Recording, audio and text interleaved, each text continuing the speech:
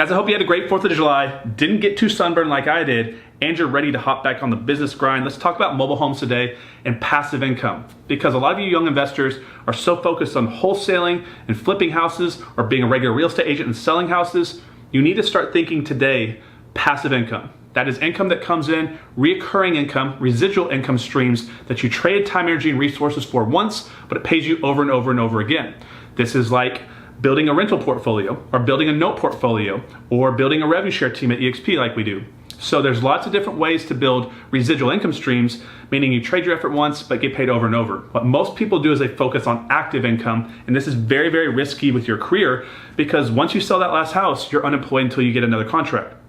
Once you sell that last flip, you're unemployed until you find the next flip.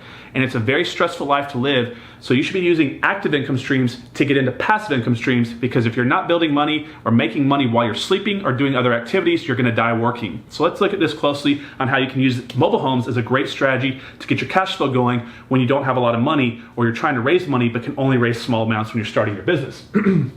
So, most people don't know this, I've told this a couple times, but the very first deal that I ever closed on was a mobile home. And I wanna give you a quick bit of wisdom and a little bit of a warning here. Make sure you understand this right here, which I didn't understand this when I got in the business. Real property versus personal property. So personal property is movable property. Real property is immovable property. And I learned that lesson the hard way when I thought I bought a mobile home on land, and I bought just the land and not the mobile home. So go look into that, guys. You know, it's very, very important to understand this before you start closing on mobile homes or buying mobile homes. Okay, let's go through a few of these things, guys. I want to give you a couple bits of information on this and give you my opinion. Some of y'all may have difference of opinions. Put that in the chat box below. Nothing I say is always guaranteed to be right, but I have some experience in a lot of these strategies, so I give you the best information I can. But one of the things I'm seeing out there is this overall industry trend all across North America, moving, downsizing, and getting into smaller, more affordable properties, freeing up capital for them to do what they want with the rest of their life. So a lot of people were trying to keep up with the Joneses over the past few years, and they bought these big, monstrous 3, 4, 5, 6,000 square foot houses that they don't use hardly any of it, and their kids are moving off to college. And you're seeing a trend to downsize, right? You're seeing them go from bigger single family to smaller single family, and even into mobile homes, and even one step farther, you've even seen tiny homes popping up. And we may film a video on tiny homes. I really don't want to, but people are asking about it, so we might have to do it. So people want to have that extra money to spend on themselves, on better clothes, better car, better dinners, more vacations, instead of just wasting money on a house that sits there cold, especially when they're empty nesters and their kids have moved off and gone off to college. So you're seeing a downsizing trend, which means there's going to be more opportunity in the mobile home business as more people downsize, especially as they become higher quality and there's less of a stigma. So there's been a stigma around mobile home parks called wobbly boxes, trailer trash, all sorts of different things that people have called these mobile homes, and it's really not the case. And so that's a very small percentage of the industry. Guys, most mobile homes are nice.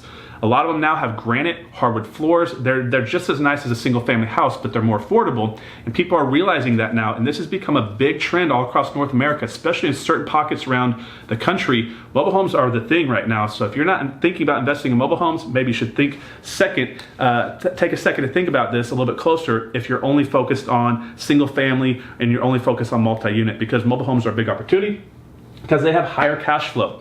So if you think about it, you have this many people competing for mobile homes, but this many people competing for single family and apartments. So you have less competition, so less people fighting for that inventory, which means you're gonna buy better properties. And if you look at what a single family on a single wide mobile home on land, or even a double wide, would rent for compared to a single family home in a subdivision, and we're looking at this mobile home just outside into the secondary market, just outside the big city area, you're gonna see in a relationship between rent rates, tax rates, for the property, as well as what you can rent it for, a lot better cash on cash return. So I'm seeing, at least in my market, people are able to buy these mobile homes on land. They're very nice properties, and they're able to create bigger cash flow than they could sticking that same cash into single family rentals or multi-unit. So it's a huge opportunity to increase your cash flow when you don't have a lot of money when you're starting out. Less competition. People are just not competing against these. For one, the good ones on land are outside in the secondary and tertiary markets, and people are lazy. They don't want to go out that far outside their market. This could be only 30 to 60 minutes out there. when you're in the heart of the city, what you have is more jobs, more money, more competition, more people trying to invest disposable income. You have more traveling companies coming through your town, the people coming on your radio saying, I'm going to take $100,000 from you, but I'm going to teach you how to not do real estate and fail in the business. But people are still going and paying those companies. I don't know why, guys. There's free information all out there on the internet. You just need to take a little bit of self-initiative to go find it. But all these companies are coming through. Plus you have all the brick and mortar real estate schools inside, real estate clubs teaching people all these strategies. So there's more people teaching education, more money for people to compete against you with, and it's just people are lazy to not go outside the market, so they're gonna stay locally confined. When outside, if you look at the city like a dartboard, as you go as each ring goes out farther, there's more and more opportunity because there's less competition, if that makes sense. So I think it's a huge opportunity if you're not lazy to go out there, less risk. A lot of these properties you can acquire for under $30,000. And a lot of, to be honest, you can get these properties for under $10,000, and some of them you can get off Craigslist for free. They're everywhere, guys. People are trying to hand these away because the cost for them to move that property away from the property is an expense for them. They'd rather just give it to you for free and let you move it somewhere. Now, if you're gonna move it, make sure you have a place to move it to that's inside the company or the county rules, that you can actually move that property, that it's something that you can do inside regulation, as well as make sure that you've adjusted your costs for running electric to it, putting a septic in, making sure that it has the ability to operate functionally, because a lot of people underestimate the cost to do so, and they're like, oh, a free mobile home is fairly livable, but they don't run all these other costs, and then they get way in over their head and they don't have the cash to do the transaction. Then they have a mobile home sitting there that they can't get any power to it or any, they can't set up a septic to it, and they're stuck, and now they're kind of in a bind. So make sure you run all these different parameters and make sure you understand what you're doing before you start doing that. Okay, parks versus land. So this is a good one, guys. I personally have bought mobile homes in both on land and in parks. And I've had major nightmares buying them in parks. For one, they're owned and monitored and regulated by a different company.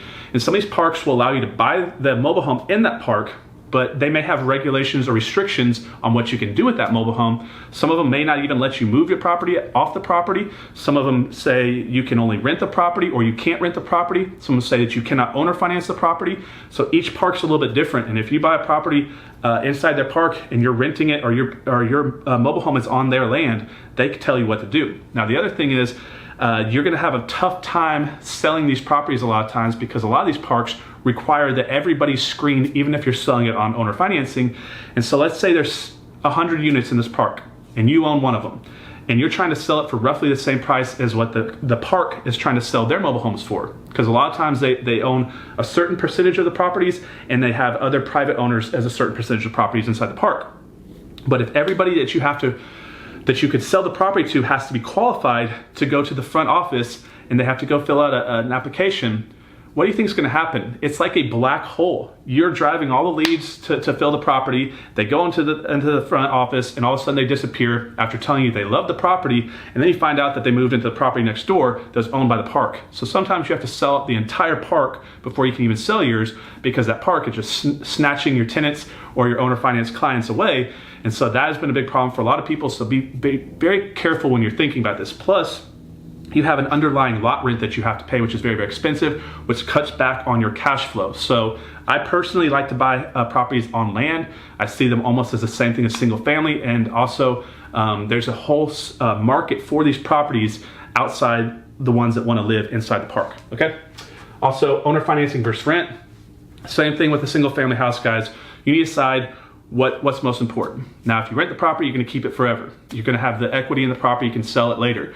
But it's a lot more time consuming, and you have, in that price point, you have high turnover. So a lot of people look at low price point markets and very low cost rental properties, but what they don't understand is, yeah, you're making huge cash flow, but you have very high eviction rates and very high default rates. So you need to kind of put that into your calculation. Also, there's a lot more time, a lot more money out of pocket, where if you sell them on payments and owner finance them, you're gonna have less time involved, and people are more likely to make the payments from my track record working with these. So I prefer to have them owner financed if possible, and it's just to each his own, right? You can do both, actually.